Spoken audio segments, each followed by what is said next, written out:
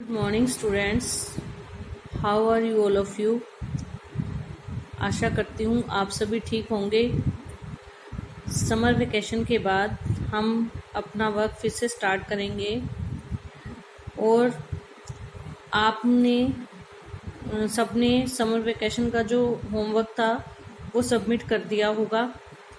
मैं मंडे को आप सभी का जो वर्क सबमिशन का रिकॉर्ड बनाऊंगी और जिन्होंने अभी तक रिकॉर्डिंग नहीं भेजी है, वॉइस रिकॉर्डिंग, वो भी मेरे व्हाट्सएप नंबर पर सेंड कर दें। और आज हम समर वेकेशन के बाद जो आपका जो सिलेबस है वो सीबीएसई की तरफ से रिड्यूस कर दिया गया है, काफ़ी सिलेबस कट कर दिया गया है, क्योंकि जो वर्तमान में जो स्थिति चल रही है उसके अनुसार स्कूल पूरी तरह से लग नहीं पा रहे, तो सिलेबस को थोड़ा कम कर दिया गया है ताकि आप लोगों को कुछ ज़्यादा दिक्कत ना आए। तो आपके ये 17 चैप्टर हैं क्षितिज बुक के अंदर। इसमें से आपको मैंने 3 चैप्टर करवा दिए थे गद्य खंड के, और काव्य खंड के मैंने आपको करवा दिए थे 3 चैप्टर। तो वो तीनों ही जो मैंने करवाए हैं वो सिलेबस में हैं, और जो मैंने आपको जो दो चैप्टर बीच में कट वाले थे वो वैसे ही कट हैं। उसके अलावा भी सीबीएसई ने जो चैप्टर कट किए हैं वो आप नोट डाउन कर लीजिए। पहले हम गद्य खंड में क्षितिज पुस्तक के गद्य खंड में चलेंगे। पहला चैप्टर प्रेमचंद, पहला चैप्टर प्रेमचंद 2 बैलों की कथा, ये हमने कर लिया, ये भी आएगा। दूसरा चैप्टर राहुल सांकृत्यायन ल्हासा की ओर, ये भी सिलेबस के अंदर है। तीसरा चैप्टर उपभोक्तावाद की संस्कृति मैंने आपको कट करवाया था और ये कट ही है। और अगला चौथा लेसन मैंने आपको करवाया है जाबिर हुसैन सांवले सपनों की याद, ये है सिलेबस में। ये 3 चैप्टर हमने किए हैं। इसके बाद 5वां चैप्टर कट है, नाना साहब की पुत्री मैना देवी को भस्म कर दिया गया। फिर उसके बाद में 7th चैप्टर मेरे बचपन के दिन महादेवी वर्मा, वो भी कट है। फिर उसके बाद में 8th चैप्टर हजारी प्रसाद द्विवेदी एक कुत्ता और एक पैना, वो भी कट है। फिर काव्य खंड में हम आते हैं। इसमें 9वां चैप्टर कबीर का मैंने शब्द वाला जो पार्ट था वो आपको कट करवाया था और वो कट ही है। साखियां मेंशन है, ललदद वाक है, रसखान के सवैये है। 12वां चैप्टर कैदी और कोकिला माखनलाल चतुर्वेदी है।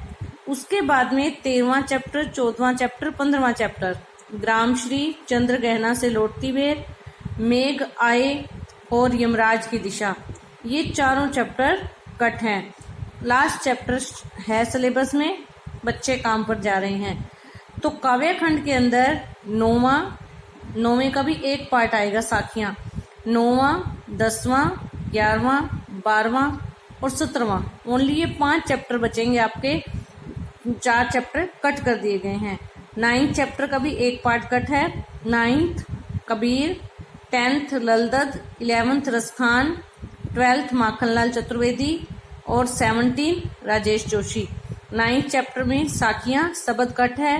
10th चैप्टर वाक, 11th चैप्टर सवैये, 12th चैप्टर कैदी और कोकिला और 17 चैप्टर बच्चे काम पर जा रहे हैं। इसी तरह से गद्य खंड के अंदर पहला चैप्टर है, दूसरा चैप्टर है, तीसरा कट है, चौथा है, 5वां कट है, छठा है, 7वां और 8वां कट है। यानी 4 चैप्टर आपके गद्य खंड के कट हैं और 4 चैप्टर पूरे और एक चैप्टर आधा काव्य खंड में से कट किया गया है। और ये जो आपके जो सिलेबस कट किया गया है, रिड्यूस किया गया है, ये इसीलिए किया गया है क्योंकि ये जो बीच में आपको पढ़ाई का जो आपका नुकसान हो रहा है, स्थितियां इस तरह की चल रही हैं, तो सिलेबस को। लेकिन आपका ग्रामर के जो 4 टॉपिक हैं वो एज इट इज हैं। आपका लेखन का पोर्शन जो है, पत्र, निबंध, विज्ञापन, वो सब कुछ एज इट इज है, उसमें कुछ चेंज नहीं है। सिर्फ क्षितिज और कृतिका बुक के अंदर चेंज है। कृतिका बुक में भी आपके 5 चैप्टर हैं, उसमें से पहला और लास्ट चैप्टर कट है। इस जल प्रलय में और लास्ट चैप्टर किस तरह आखिरकार में हिंदी में आया। कृतिका बुक में भी 5 में से 2 चैप्टर कट हैं, टोटल 3 ही चैप्टर आपके सिलेबस में आएंगे। तो ये तो हो गया आपका सिलेबस का, बता दिया मैंने आपको एक बार कि कैसे जो कट पार्ट है, जो सिलेबस रिड्यूस हुआ है। अब ये मैं आपको एक बार दोबारा जैसे जैसे सिलेबस हम करेंगे तो साथ साथ फिर से बताती रहूंगी ताकि आप लोग कंफ्यूज ना हो।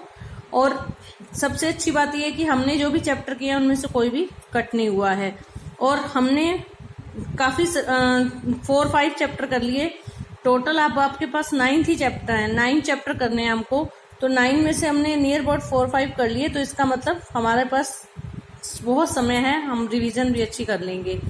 तो आज हम शुरू करेंगे चैप्टर 6 हरिशंकर प्रसाई प्रेमचंद के फटे जूते। 6 चैप्टर आज हम शुरू करने जा रहे हैं और 6 चैप्टर है प्रेमचंद के फटे जूते। प्रेमचंद आपने नाम तो सुना ही होगा बेटा, 3rd-4th क्लास से आपकी हिंदी की बुक के अंदर प्रेमचंद की कहानियां आने लग जाती हैं। प्रेमचंद जो थे एक बहुत अच्छे कहानीकार, उपन्यासकार और नाटककार हुए हैं। इन्होंने हिंदी के अंदर ऐसी कोई भी विधा, कोई भी ऐसी चीज नहीं थी जो हिंदी की जो इन्होंने ना लिखी हो। कहानी, उपन्यास, नाटक, निबंध, कविता, सभी चीजों पर इन्होंने इनकी लेखनी चलती रही है, लेकिन इनको सबसे ज्यादा सफलता मिली थी कहानी लेखन में और उपन्यास लेखन में। तो वो प्रेमचंद के बारे में इस चैप्टर में बताया गया है कि प्रेमचंद इतने बड़े लेखक होते हुए, हिंदी के इतने बड़े लेखक थे कि उनके नाम पर हिंदी का एक युग, प्रेमचंद युग कहा गया था। हिंदी के अंदर एक समय ऐसा था जिसको प्रेमचंद के नाम से ही प्रेमचंद युग कहा जाता है। इतना बड़ा लेखक भी कितना साधारण सिंपल जीवन जीता है, उस बारे में इस पाठ में बताया गया है कि किस तरह से उनके पास अपने जो दैनिक जीवन के लिए उतने ही सीमित साधन हैं जितने की उनको जरूरत है, और उन सीमित साधनों के अंदर भी वो संतुष्ट हैं, वो खुश हैं, वो दिखावा नहीं करते, किसी से मांग कर अपने आप को ऊंचा दिखाने की कोशिश नहीं करते। तो इसमें प्रेमचंद के सिंपल जीवन जीने की और उच्च विचार के बारे में बताया गया है। दूसरी बात ये कही है इस पाठ के अंदर जो सबसे मुख्य महत्वपूर्ण है कि दिखावा ना करना, कि अगर आपके पास कोई चीज नहीं है तो किसी दूसरे से मांग कर या अपनी कमियों को छुपाकर दिखावा करना, ये प्रेमचंद को पसंद नहीं था। चैप्टर के अंदर क्या है कि प्रेमचंद अपनी पत्नी के साथ फोटो करवाने जाते हैं, तो फोटो करवाते समय उनके जो पैर का जूता है वो फट गया है और उसमें से उनके पैर का अंगूठा बाहर आ गया है। तो लेखक कहता है कि अगर वो चाहते तो किसी के दोस्त से जूते मांगकर फोटो के लिए बदल सकते थे, या वो चाहते तो धोती को कुछ इस तरह से नीचे करके बांध लेते कि वो फटा हुआ जूता छुपाया जा सकता था। लेकिन वो ऐसी सोच रखते थे कि वो अपनी कमियों को नहीं छुपाते थे। अगर वो जूता फटा हुआ था तो उन्होंने उसको छिपाने की कोशिश नहीं की, वो जैसे थे वैसा ही दिखना पसंद करते थे, अपनी कमियों को छिपा कर दिखावा या आडंबर करना पसंद नहीं करते थे। इस चैप्टर के अंदर यही बताया गया कि दिखावे के लिए आज सब लोग मरे जा रहे हैं, दिखावे के लिए लोग इतने प्रयत्न करते हैं, दिखावे के लिए लोग दिखावे का जीवन जीने के लिए जीवन का जो वास्तविक अर्थ है उसको भूलते जा रहे हैं। तो चैप्टर की रीडिंग हम कल करेंगे। अब चैप्टर का मैंने आपको नॉलेज दे दी, इंट्रोडक्शन दे दी, आप चैप्टर रीड करेंगे कल, और कल फिर मैं इसकी आपको रीडिंग करवाऊंगी। Thank you.